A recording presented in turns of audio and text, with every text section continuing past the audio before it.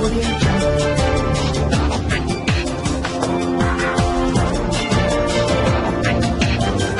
RP Bharat, केवल खबरें और कुछ। नमस्कार, मैं हूं अंजलि। आरपी भारत में आपका स्वागत करती हूँ। आइए नजर आते हैं आज की किसी खास खबर पर।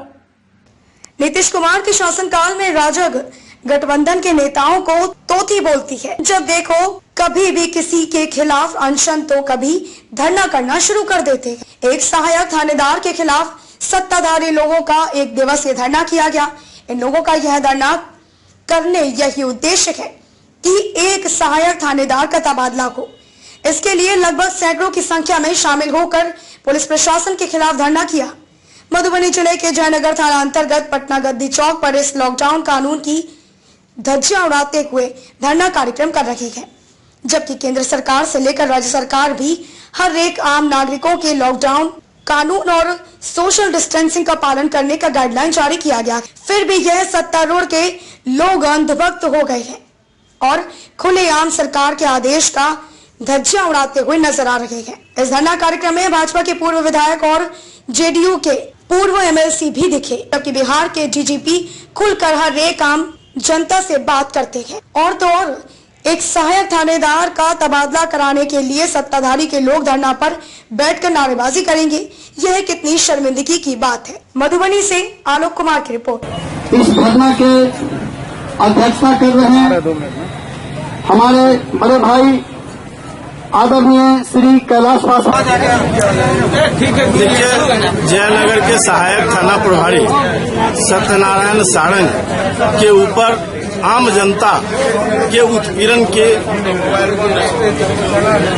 का आरोप है और ये आरोप एनडीए के साथियों ने भी स्वीकार किया है कि सही में सत्यनारायण सारंग भ्रष्टाचार में लिप्त है, अपराध में लिप्त है। कई हत्याओं का दौर जयनगर के अंदर चला है और अपराधियों को पकड़ने में ये नाकामयाब इसलिए रहते हैं कि कहीं न कहीं लगता है कि अपराधियों से इनका साठगांठ है, माफियाओं से इनका साठगांठ है।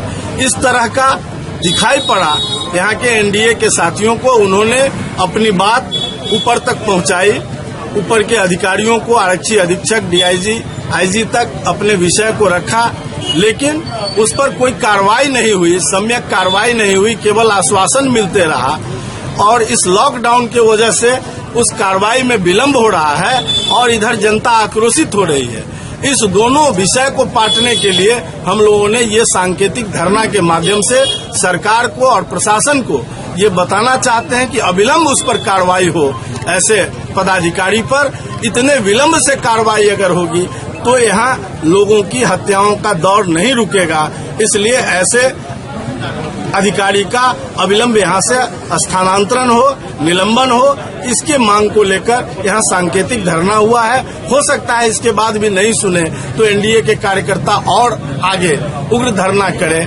चूंकि आम जनता आक्रोशित है, वो आक्रोश गुब्बारा बनकर फूटे नहीं, इसलिए हम लोग सेफ्टी वाल्व के रूप में धरना कर रहे हैं। एक थानेदार को सस्पेंड या तबादला कराने के लिए पूरे गठबंधन धरना पर बैठ के कुछ हजम नहीं हो रही बात। हजम इसलिए नहीं होती है कि जब कोई शासक, प्रशासक, राजनेता जब भ्रष्टाचारी होता है तो वो थोड़ा ज्यादा ताकतवर हो जाता है और वैसे समय में उससे लड़ने के लिए जो भ्रष्टाचार में लिप्त होगा उसके पास पैसे भी होंगे, पैरवी भी होंगे, उसके पास प्रभाव भी होगा। इसलिए वैसे लोगों से लड़ने के लिए पूरे ताकत के साथ लड़ना चाहिए ताकि उसका समन और दमन हो सके। कोई टकराव नहीं। धरना पर बैठने का क्या कहते हैं? धरना लोकतंत्र में अपनी बात को कहने के लिए लोक स्थानीय हम लोग सत्ताधारी पार्टी के सभी कार्यकर्ता हैं, हमारी बात, हमारी कार्यकर्ताओं की बात ऊपर तक जाए, इसके लिए लोग बैठे हुए हैं। यहाँ टकराव होने की कोई सेंस नहीं। तो सत्ताधारी के लोग धरना पर बैठे, क्या वजह हो सकती है? अपनी बात कहने के लिए, हमारी बात ऊपर तक पहुंचे।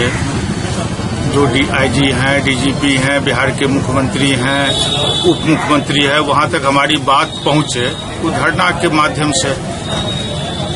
क्या बात पहुंचाना चाह रहे हैं? यहाँ की हम तो भी जस्ट जो समस्या है, चाहे लॉ एंड ऑर्डर की समस्या हो या और किसी भी प्रकार की जो भी समस्या हो, उसका समाधान कैसे हो,